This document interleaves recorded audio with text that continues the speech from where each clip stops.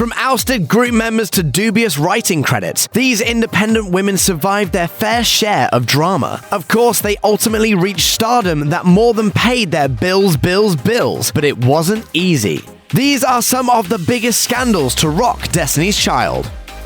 No one thought that Beyoncé would go on to slay the pop charts when she started out with Destiny's Child, and apparently she hasn't forgotten just how little their record label invested in their success. In 2016, Beyoncé told Elle of her Destiny's Child days. "They underestimated us." While she didn't specify which record label it was, Destiny's Child was signed to Columbia Records at the time. Always wanting to keep her eyes on the prize, Beyoncé looked at her record label's alleged neglect as an opportunity to hone her craft. She explained, "They allowed us to write our own songs and write our own video treatments. It ended up being the best thing, because that's when I became an artist and took control. We had a vision for ourselves and nobody really cared to ask us what our vision was. So we created it on our own, and once it was successful, I realized that we had the power to create whatever vision we wanted for ourselves."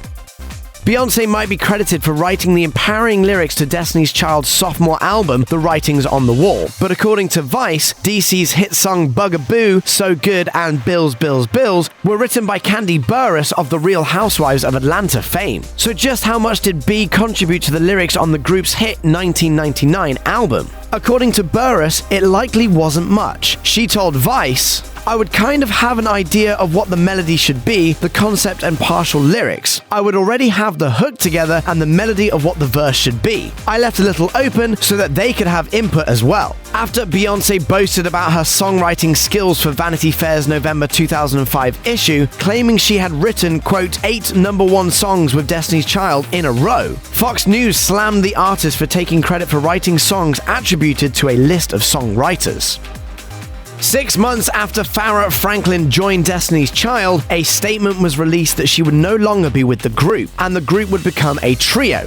Matthew Knowles told MTV, "The bottom line is that Farrah didn't show up for work. Beyoncé and Kelly have never missed a show, ever."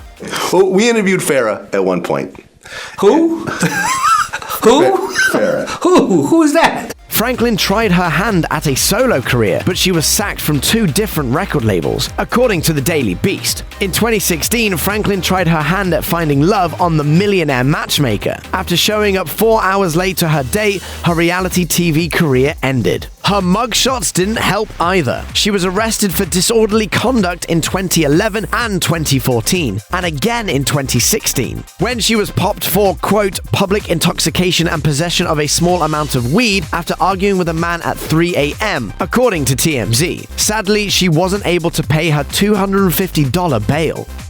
Fans received a surprise goodbye from Destiny's Child in 2004. People reported that Kelly Rowland broke the news to 16,000 fans during a concert in Barcelona, Spain. Slashing any hope that remained, MTV News released the band's breakup statement, which said, "After a lot of discussion and some deep soul searching, we realized that our current tour has given us the opportunity to leave Destiny's Child on a high note. No matter what happens, we will always love each other as friends and sisters and will always support each other as artists."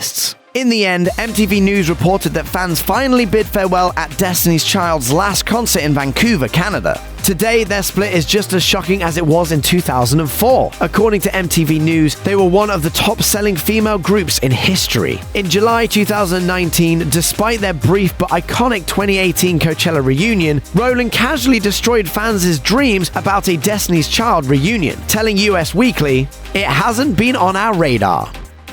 Leave it to Matthew Knowles to continue making a profit off Destiny's Child more than a decade after they split. He spoke with Forbes about his next move in 2019, saying, "We're working on a Destiny's Child play. It's from my perspective." Knowles also discussed his other project in the works for 2019, adding, "My next book is Destiny's Child, The Untold Story. People really don't know the true story of how it all unfolded." Knowles hinted at finally unraveling all of the band's secrets and setting the record straight. But if you think that Destiny's Child will have anything to do with it, think again. According to Knowles, it's all about him and his point of view. He explained, "I'm now telling my story."